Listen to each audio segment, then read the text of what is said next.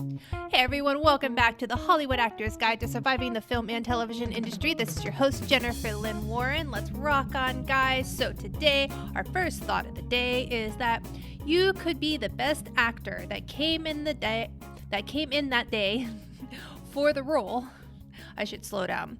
You could be the best actor, like the best. You could be the Meryl Streep of actors that came in that day to the audition room for that role, but still not book it because the way you look does not serve the story, and the story is master. Story is the master. Story is everything. Story rules all of the decisions that you make about the character. The story should rule everything that you wear to that audition, and the story will rule whether or not someone who's not as great an actor, but just looks and just feels the part so spot on that they book the role.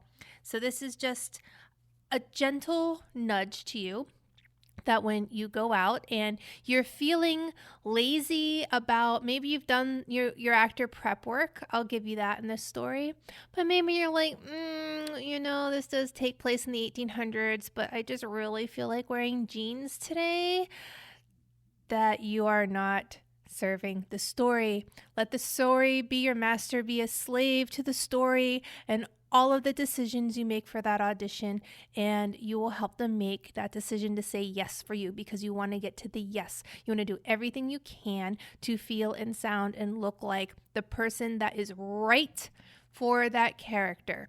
All of your acting work, all of those, that type of stuff, that's done in class. All of that's done in class. All of that talent that you're trying to pull out of yourself, that's done somewhere else. By the time you get to the audition, you should have all of your acting skills honed, at least whatever you have to that point. And from the audition moment on, everything is about looking, sounding, and feeling like that character and being just so gracious as possible to what that story was.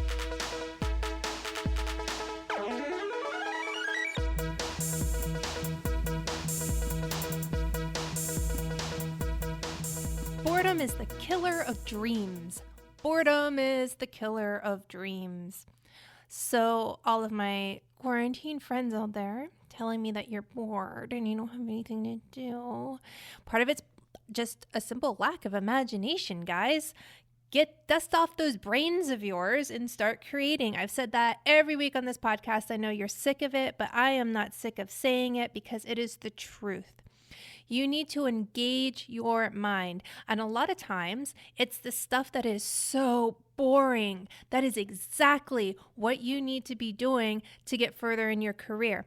This is the basis of Stephen Covey's book, The 7 Habits of Highly Effective People. The number one thing I got out of that book was that most people don't spend the time doing the things that don't seem urgent and don't seem important, but are the actual very things that will get you further in your career.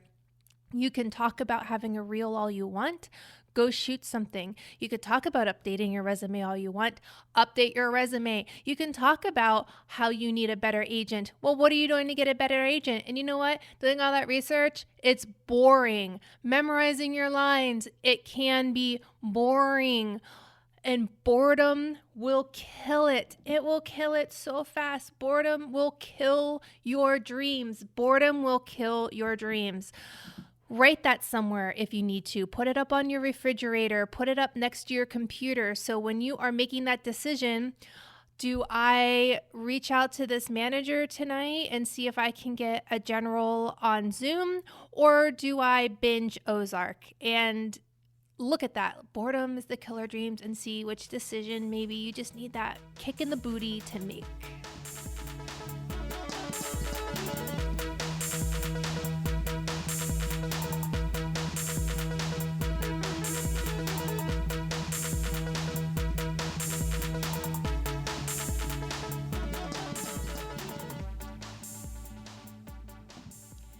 There's a Gaelic proverb that says, "Nothing is easy for the unwilling."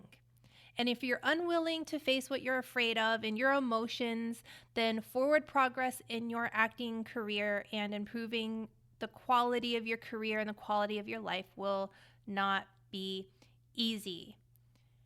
People receiving professional assistance for like hoarding behavior or anything negative tend to make bigger strides when they are willing participants in the treatment.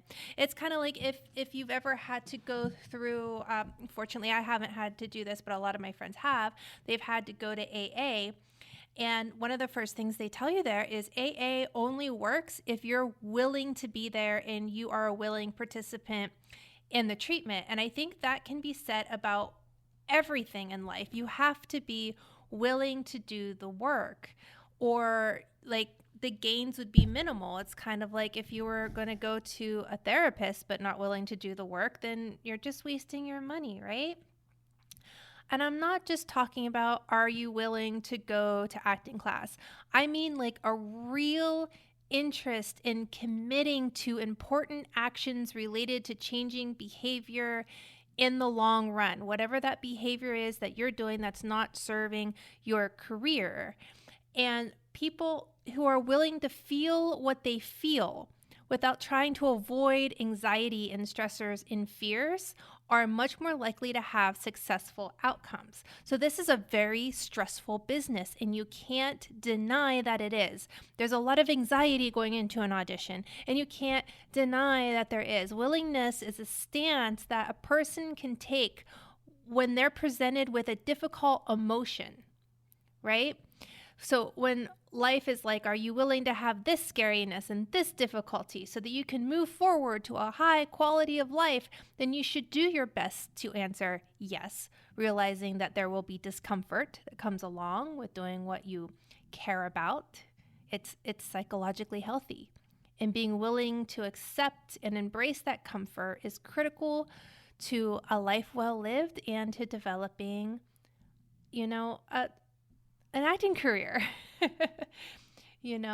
So keep this in mind. This is an important idea. True change, because if you are just booking co-stars or you don't have an acting career, then you need to change your life, right? So you have to keep in mind that true change requires not only a willingness to commit to new action, but also a willingness to simply notice your fears without working to get rid of them. There are two sides to willingness. When they are both in play, your behavior is much more flexible and vital. Because as actors, we don't have the luxury of getting rid of fear and anxiety. It's always going to be there. We have to have it to incorporate it into our work. So I don't really believe in taking like beta blockers and things like that because you're not emotionally open. Right? I've talked about taking care of yourselves emotionally. That's different. That's much different.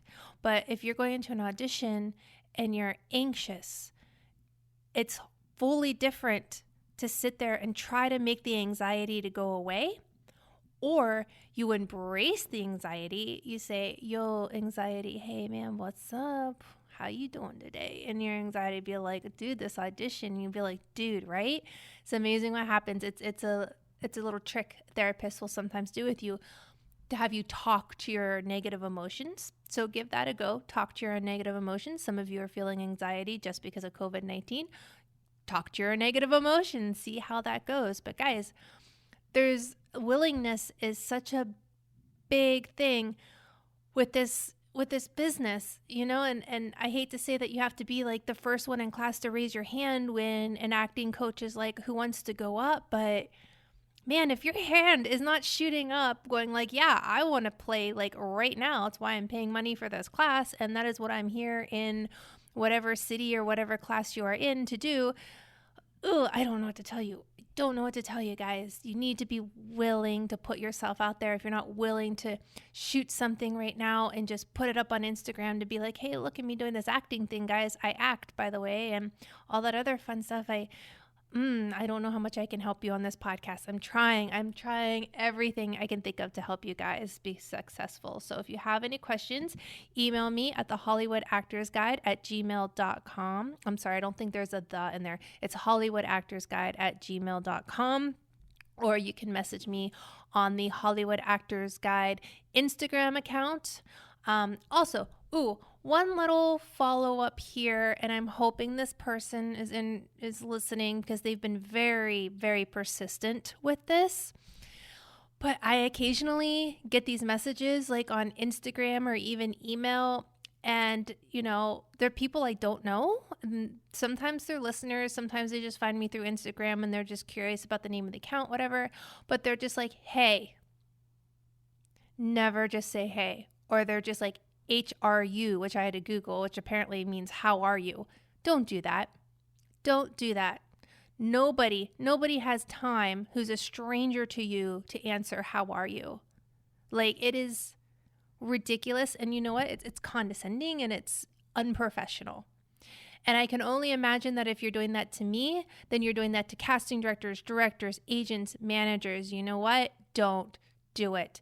If you want to reach out to anybody in this industry, you need to have a grammatically correct, nicely crafted message. I have some of you that message me very often, and you guys are awesome. You use full sentences, you ask me real questions, and I try to be as accommodating to you guys and give as much as possible.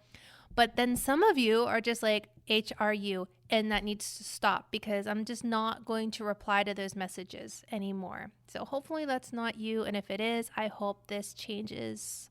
Because think about you getting those messages. It's annoying.